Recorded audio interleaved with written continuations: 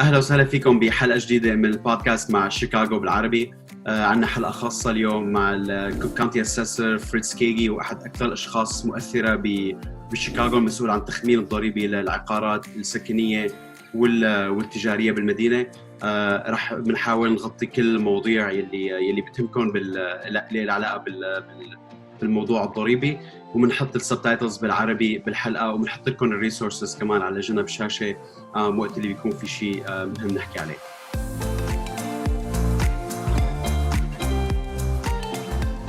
So, Assessor Kaegi, thank you so much for taking the time to be with us this morning. Yeah, thanks for having me here, Malik. It's my pleasure. Yeah, absolutely. So, what does an assessor do? So the assessor is one part of our overall property tax system. So let me start with the part of the system that I do not do, and then it's easier to explain what I do. There's a whole part of the system which is about deciding how much needs to be collected overall to fund our education and other government services. And it's our government bodies that decide that. So our school boards, our local villages, our parks, and the water board and the county, that adds up to about $15 billion, which grows a little bit every year across Cook County. Now the question is, how do we divide up that cost of government amongst each other? And that's how assessments, which is what I do, come in. We estimate the value of each person's property, real estate. We estimate the value of each parcel of real estate so that we can divide up that $15 billion amongst us. And so the way we divide it amongst us is each person's share of assessed value, and their assessed value is based on their market value. So it's basically our job that we spend all our time thinking about is, what is the market value of this kind of real estate? Which, as you know, because you're in this business, is not a straightforward matter sometimes, because our county is so diverse, real estate and markets are so diverse, but that's what we're focused on. And we also administer exemptions, which are different allowances under the law that let you reduce your assessed value based on whether you're a homeowner, if you're a senior citizen, a person with disabilities, or a veteran, or there are a couple other categories too. And so that's what we do. That's what an assessor does.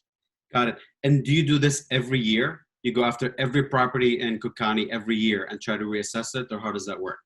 Well, we have an obligation to value 1/3 of the county every year. We're the largest jurisdiction of our kind in America, so we have about 2 million pieces of property to evaluate. What we do is we look at the north part of the county, the north suburbs in 1 year, the south and west suburbs in another year, and then the city of Chicago in another year. I came into office at the end of 2018. In 2019, we did the north suburbs. In 2020, we did the west and south suburbs. And this year, 2021, we are doing the city of Chicago. Got it. Well, I have to ask just a quick personal question. You came from a very successful career in asset management. You had just a great run there. What made you come back for public service and for what I call the most difficult job in Chicago today? Well, this is a great question. So I love my old job. My old job was managing people's money and investing in companies around the world. And what we did when we did this is I looked at companies, all different kinds of businesses, including real estate, and tried to estimate how much they were worth, and I compared it with market prices, and then we'd make investments in them. And what I really loved about that job was working with interesting people, but also I love the process of valuation, and I love the stewardship that comes from putting your investors' needs above yourself and managing their money. And I knew from growing up in Chicago, I grew up in Hyde Park on the south side, I went to Kenwood Academy for high school, that our property tax system and our assessment system was not functioning well. It was not valuing things properly.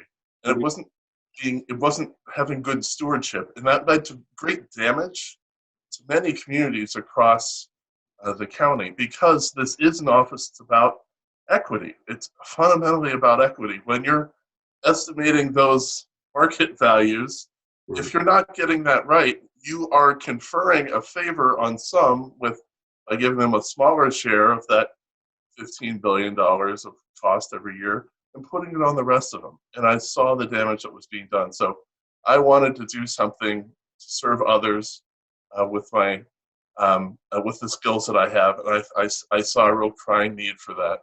And that's why I ran. And by the way, Malik, if I could digress a little bit, my parents in Hyde Park were one of the reasons that got me interested in public service. And I would not be here on this world without their interest in the Middle East. My father taught history at the University of Chicago. He taught the history of early Islam, Byzantium, so the Eastern Roman Empire, and the Roman Empire. And he's lived in just about every country in the Middle East, west of the Persian Gulf, including your home country. He lived in Damascus, nice. And others. And he speaks Arabic. He retired from the University of Chicago after 52 years of teaching in 2017. And my mother was a Peace Corps volunteer in Tunisia, and she lived there several years, spoke French and Arabic. They were introduced to each other because of their interest in the Middle East. And so the Middle East means something very special to me in my family. And my mom was really interested in the community and community service and local politics. And so in a way, this run is kind of inspired by my mom. Wow, that's incredible. Have you ever been in the Middle East? I have. I've been to, first of all, I visited my parents when they were living in Tunisia. Okay. But I've also, on business, I've been to the Persian Gulf countries, so the UAE and Qatar. I've been to Turkey. I've been to Morocco. And then just for pleasure and for visiting, I've also been to these countries. And I really want to go to Syria. I was going to go in 1999 and had my visas to go. And unfortunately, I lost my passport as I was traveling. So I want to go again someday. Well, maybe sometime soon. There's a lot of great food, great culture, a lot of nice places to visit. And, the most beautiful thing about the Middle East is how small it is. Once you're in one country, you can just drive across the border a couple hours, 5 hours, 6 hours, and you're in 5 different countries. So you can cover a lot of grounds in one visit. Yeah, and I love the history too, and the architecture and the food, the hospitality, the whole thing. Awesome, great. Well, there's a big Arabic community actually. I think Arabic is the 4th most spoken language in Chicago public schools. And there's about 250,000 people of Arab origin in the Cook County area. So there's quite a community here in the area. Yes, and we've had employees in my administration, Abdul Nasser Rashid, who's a candidate for office from time to time, worked with us as our chief policy officer. And it is a priority of my administration to make sure that we get the word out for what we're doing to all the different ethnic and linguistic communities across Cook County, and make sure that they're entitled to the very same services and expectations as everyone else. And we want to get the word out to everyone. So this is why it's such a pleasure to be here with you today. Absolutely, that's so great to hear. Well, if we want to go back a bit into assessment, to the assessment world. So, how does it work for homeowners who are trying to, what perk do I get as a homeowner trying to save a bit on my taxes? Sure. So when we reassess your home, you will get a notice in your mail. So if you live in Chicago this year, you'll get a notice in your mail as to what our estimate of the value of your home is. And then we will tell you what we think we know about your house. Now, it is 100% for sure that you know more about your house than we do. And sometimes our records can be inaccurate. So the first thing you should do is make sure that we have that right. If you think we've not estimated the value of your house right, you have the opportunity to appeal at our office for free. Don't need to hire a lawyer. You are the expert on your house. You don't even have to provide your own comparables. You can just ask us to look at it again. So that's the first thing to do. And if we made an error, you can definitely correct us on that, and we will correct it. We go into this making sure that we are listening to people. The other thing is make sure you get all the exemptions you're entitled to. So the most important exemption for every homeowner is to make sure you have the homeowners exemption. Okay. That can save you, depending on which community you're in, somewhere between $500 to $1,000 per year off of your tax bill. Only about 70% of homeowners have the homeowners exemption. There are a lot of people who don't have it. They don't realize they have to apply for it when they buy their home.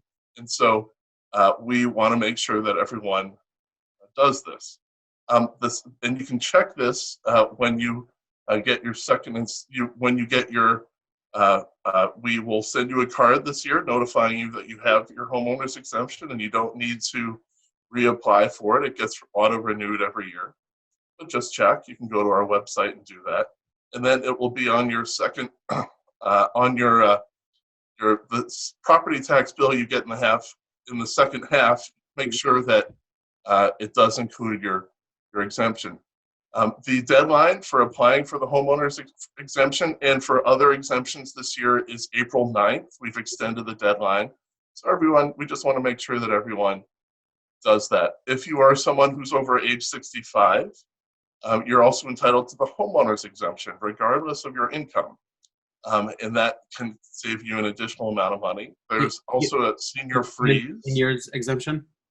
Yes, so there's a senior citizens exemption, which everyone is entitled to. When you turn 65, you need to apply for it. We worked with the Illinois General Assembly 2 years ago to auto-renew this exemption. It used to be that you had to reapply every year, which was kind of silly since none of us are getting any younger. So we saved hundreds of thousands of seniors from having to go to our office to renew this last year in the middle of COVID, just in time for that. But when you turn 65, you still have to apply for it. So make sure you have that. We sent a notice in the mail this year to folks who had their exemption auto-renewed, and we also sent it to folks who we think should be applying. Then there are the most valuable exemption people can get is the senior freeze. This is if you're over 65 and your income is under $85,000 a year, you are entitled to the senior exemption, and that to the senior freeze, and that freezes your exemption in place, which can be very valuable if you're in a neighborhood where housing prices are rising, and most housing prices have been rising. So that's the most valuable exemption we have. There are a couple other exemptions we have, but the last thing I wanted to want people to know is that if you did not have exemptions on your home but should have, you can apply to us to correct the record, and you will get some property taxes refunded. You'll get a check sent to you for the amount that you overpaid for those years that you should have had the exemptions. You can look back 4 years. So this is a way to make sure you've only paid what you need to pay, and then you get refunded the amount that you overpaid, and that can save you thousands of dollars in found money, and we can help you with that too. Great. So just to clarify one thing, the senior exemption is basically a discount on tax for people over 65, and the senior freeze will just freeze the tax in place for as long as this person lives in that property. It won't freeze the tax in place. It will freeze your assessment in place. Assessment, got it. And your taxes can still grow even if your assessment stays in place. If two things can drive that. If other people's assessed value has fallen, then your piece of the pie grows, and so then your tax bill can grow. And if the taxing bodies decide they need more money, that can also cause your tax bill to grow, even though your assessment has not changed. So that's why it's important to note that it's a change in your assessment. It's your assessment is frozen, but not your tax bill. Got it. Well, one more question that a lot of people are thinking about these days is, what should people expect in the reassessment? And I know Chicago is coming for reassessment this year. So how do you see the tax assessment changing this year? Sure. For homeowners, the thing to note is we have really tried to use the best data that we have. We've brought into place new modeling that addresses some of the problems that we've had in the past.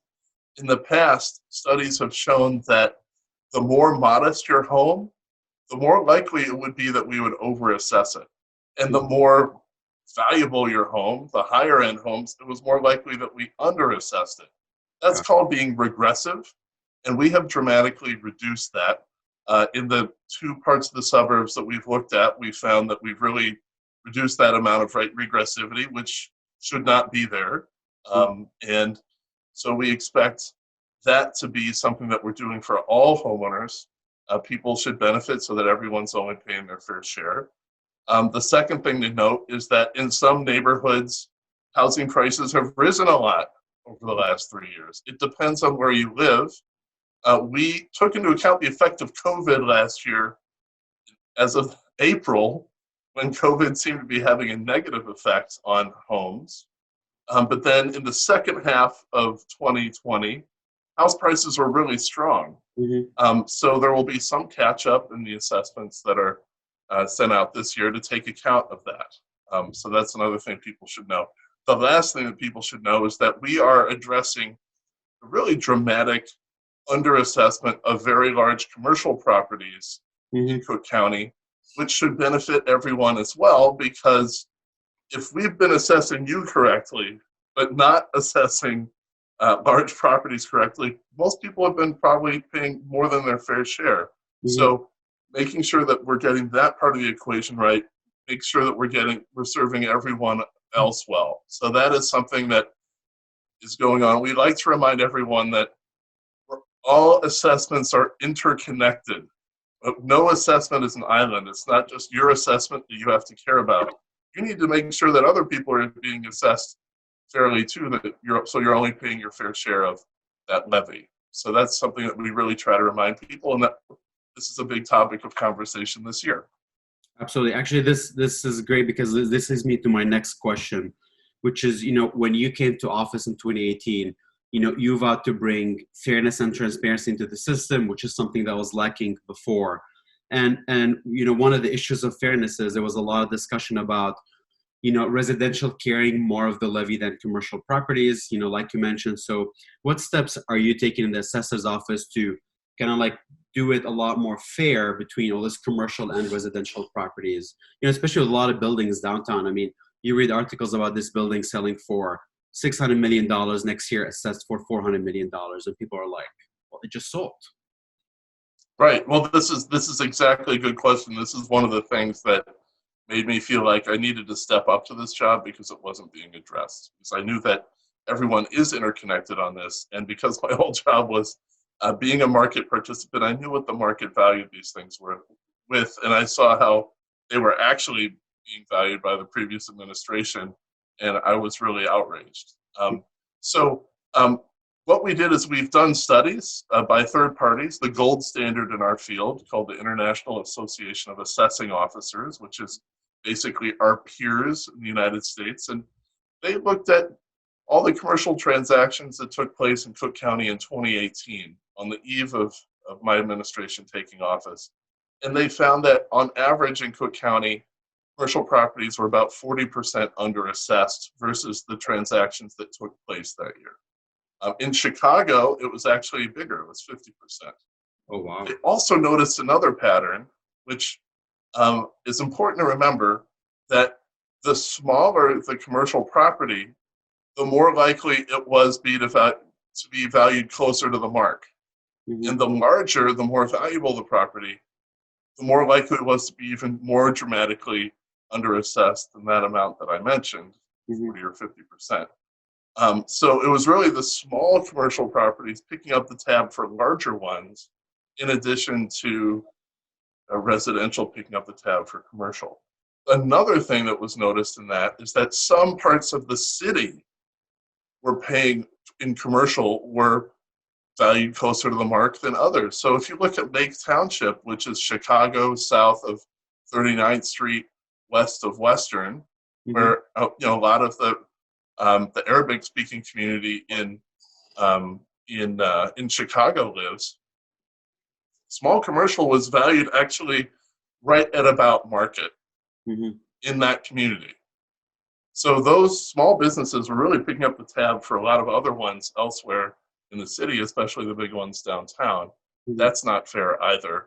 And as you know, on the southwest side of Chicago, there are a lot of communities that have really struggled. You go to 63rd Street, and it's a wonderful diversity of different kinds of small ethnic businesses, and they should not have to pay more than their fair share to stay alive under the very difficult conditions that all small businesses face in this really difficult time. So this is what we're addressing this year. How do we address it?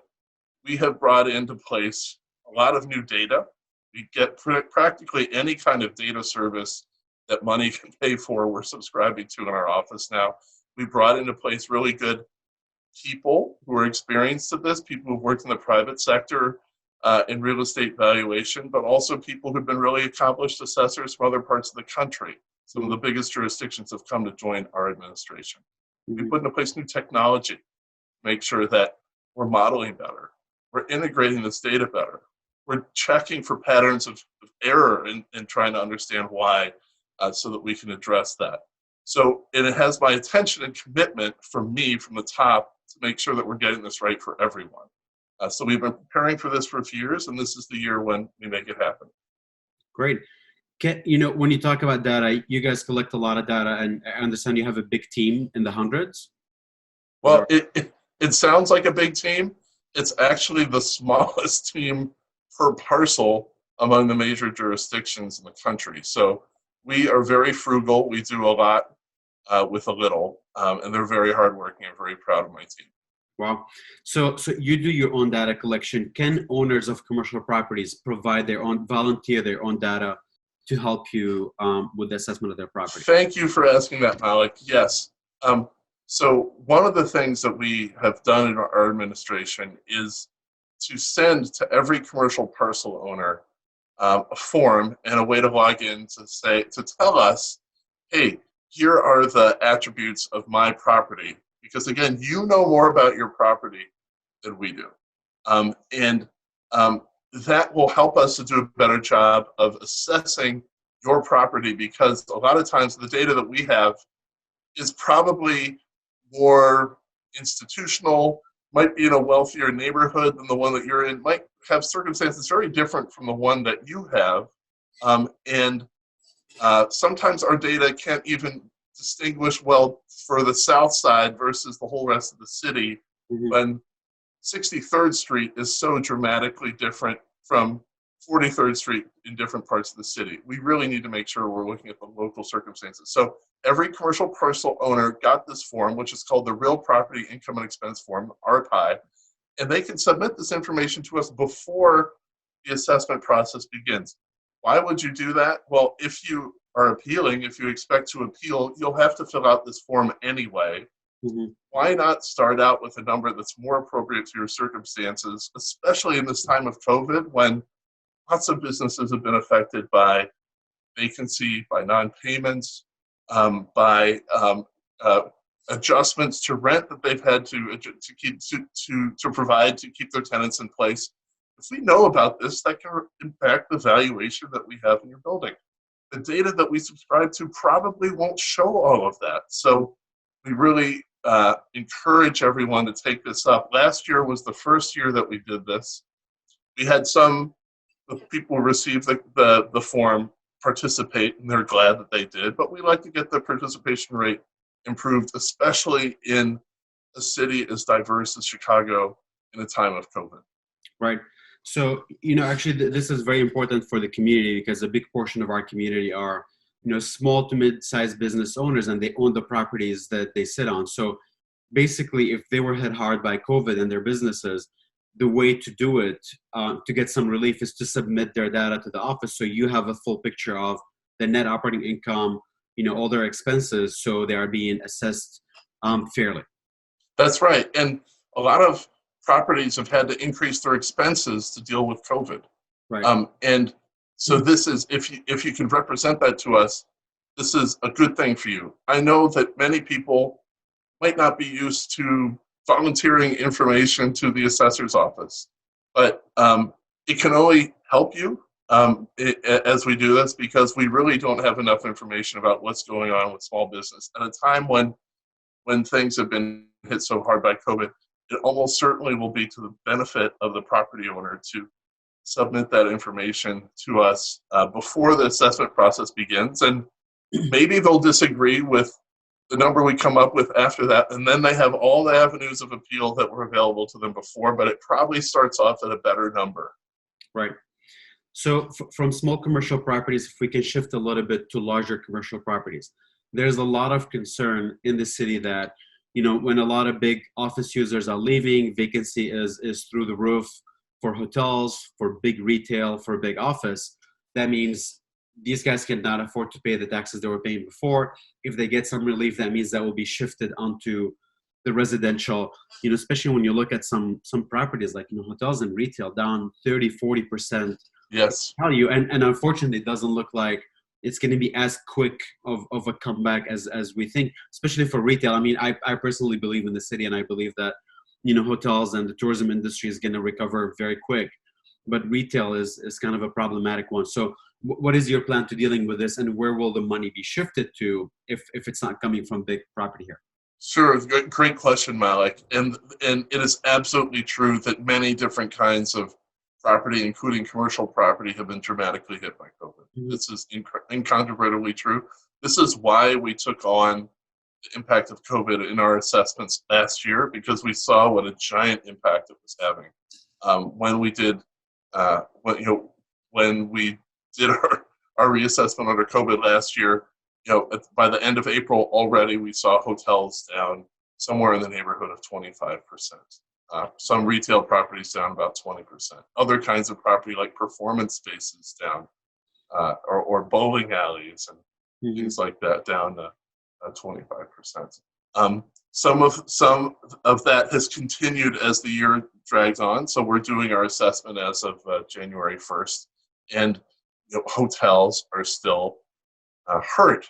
Their occupancy actually is rising now as people are getting vaccinated and people are starting to book things up. But still, hotels suffering, retail suffering, and office suffering. You're right that something around 80 to 90% of employees who are working downtown are still working remotely, and there's a lot of uncertainty as to when are people coming back. So what we do in our office is we make sure we're following the market. What is the market telling us about how the value of these buildings where office workers work downtown has been affected by it? Mm-hmm. And there's a lot of data that can tell us that. There is, for people who own those buildings, it is very important for them to fill out that RPI form to tell us what kind of impact is this having on your lease rates? What kind of impact is this having on your occupancy, on your costs, on the concessions you have to provide? We want to take all of this into account in our work, and we will do that.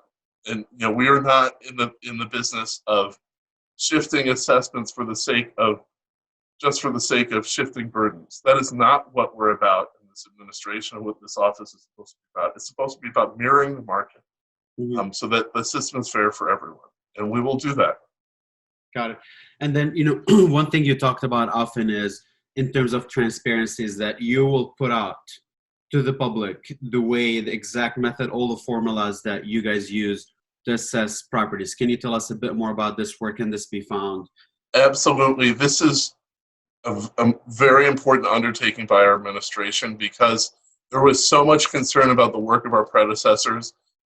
No one could understand where these numbers came from. You and I, as people in the market, we would look at these assessments and the market values driven by them, and it made no sense, right? And the system builds up a lot of distrust when you have that, especially when it's an office that is driving the equity of the property tax system, right? If these numbers, no one can understand where they're coming from, how can you be accountable for that and the damage that it's created? So what we have undertaken to do is to be very transparent in how our numbers are calculated. So on the residential side, we publish all of our models and the valuation code that goes into them. As we reassess each community, we put out the information that we have, like neighborhood by neighborhood, and show people what was driving it. And if people really want to kick the tires, they can see all the variables that drive the model. We put this all on an open source data platform. And if people want to dig in, they can actually download the model and run it off of the data that we have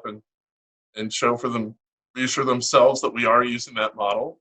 We think it's very important to do that. So on the residential side, we're one of the most transparent offices in America now. Wow.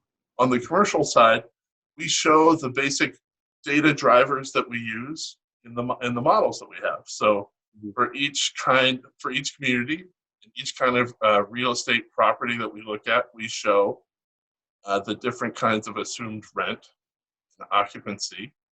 And there's a multiplier where you multiply operating income by a certain number, and that results in the value that we use. It's called a cap rate.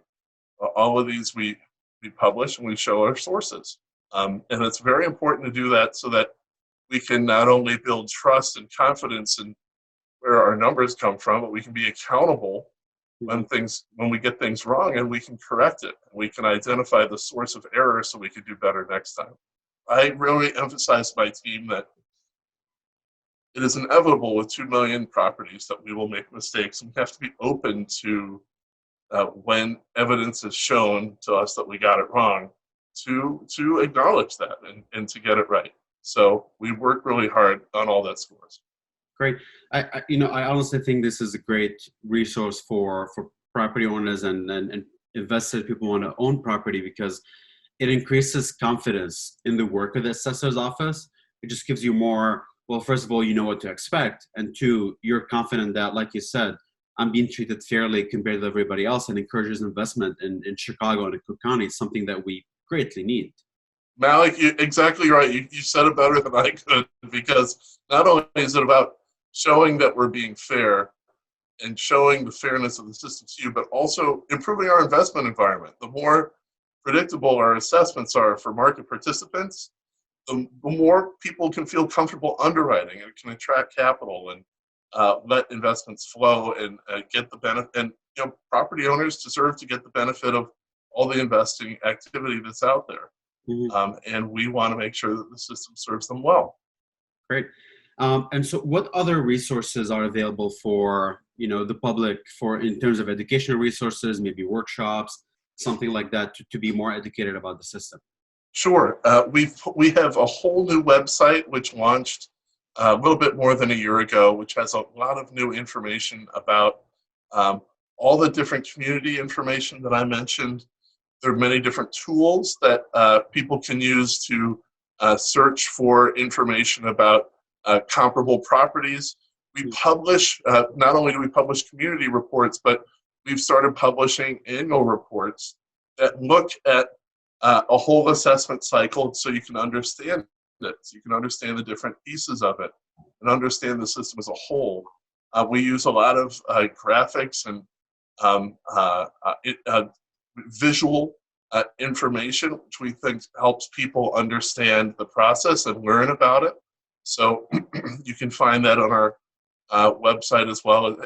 The cover art is beautiful, so it's right on the front page of our website now. You can go find it, and it's on the North Suburban reassessment cycle. We put a lot of instructional videos on our website. And Malik, I know we will be working with you to render some of this information in Arabic, which is something that is also a commitment of mine. I want to make sure that we have instructional videos in all the languages of the Chicago area, and Arabic is such an important linguistic community, especially for first-generation immigrants who might not speak English well. Some of the language that comes with this process is intimidating even for native speakers, and so we want to make sure that we're providing a level playing field for everyone. Absolutely. I know that the community would appreciate that so much. It would be hugely helpful, and again, much appreciated. Well, I have just a couple other questions for you. Since coming to office, the assessor's office has changed big time. I'm sure it came with a lot of headache for you, a lot of criticism. The market was really shifting when you move it from a really unfair system into a more fair one. But what would you say is your biggest challenge going on for the rest of your term and the next one? Well, it's a challenge, but also an opportunity, and that's that we have so much new technology we have such a new commitment to changing our work and providing a higher level of service that there are many job opportunities at our office. And we want to bring in many diverse talents and backgrounds into our office. Our office is a data crunching analytics machine. So we need people with data analysis skills, IT skills, with valuation skills, and also people who like walking neighborhoods and using maps and using technology to see what's going on in the physical environment of neighborhoods, but also what's going on with real estate markets. And a lot of our workforce is aging out, nearing retirement, and we're bringing in place a whole new core of people, and it's very exciting. It's very needed. I mentioned that we have for the almost 2 million parcels that we value.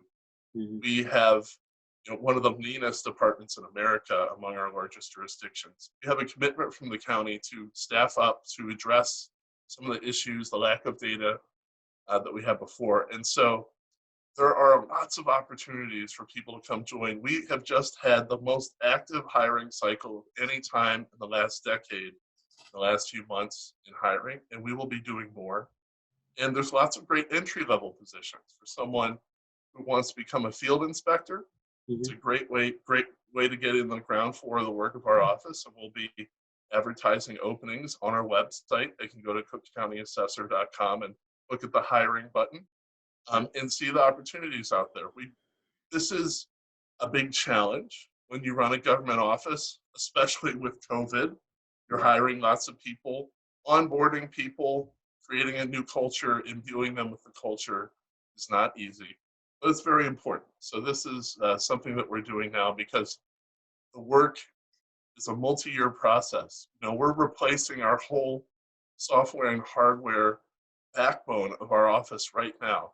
And we need lots of good, capable project managers, people who work in these different realms, and coordinating it all under conditions of COVID is not easy, but it's very important. And it's a great opportunity for people too. All right, great. Well, I think I covered all my talking points. The very last thing for me is I'm just curious about a little bit of Chicago.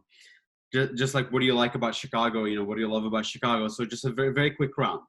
Do you enjoy more lakefront or riverfront? I'm more of a lake person, having grown up in Hyde Park. Awesome. Sox or Cubs? Sox. I'm a South Sider, and it runs very strong in my family, so I'm a diehard Sox fan. Awesome. What would you say is your favorite Chicago restaurant? Oh, wow, this is so hard. I'm going to say Valois, which is a great old-fashioned cafeteria steam table on 53rd Street in Hyde Park. It's where I spent a lot of my high school meals. I'm still working off the weight a little bit, but it has really delicious food, and it survived in every environment, no matter what kind of competition they get, and it's really friendly. There's been a book written about this place, so whenever I go back to Hyde Park, if I've been away for a while, I always go to Valois. Awesome. And what's your favorite piece of Chicago architecture? Oh, wow, this is such a good question. I live in Oak Park right now, and there are so many beautiful homes here. I love the Frank Lloyd Wright studio in Oak Park. And I just love the communities where you can walk around the houses and just have such a different feel. So I love the Lakewood Balmoral neighborhood on the north side, which has these great homes together. I love Hyde Park, but I also love South Shore. It's got great, beautiful homes there too. So sometimes it's not so much one building, but it's the whole neighborhood environment that I really like. It gives me a good feeling. Awesome. Yeah, I love Chicago architecture. It's a favorite for me. I'm an architect by education for my undergrad, and I did some of this bike tours around the city. And you go to different neighborhoods, and it's amazing what you can find all over the city. You mentioned South Shore. I did a bike tour before COVID in South Shore, and then in Inglewood, some beautiful houses, some like 1800s houses. There's a lot of beautiful architecture around the city. Yeah, I love Art Deco too, like the Board of Trade. Some of the buildings that were built in the early 30s on LaSalle Street. Those are some really beautiful buildings. Awesome, awesome.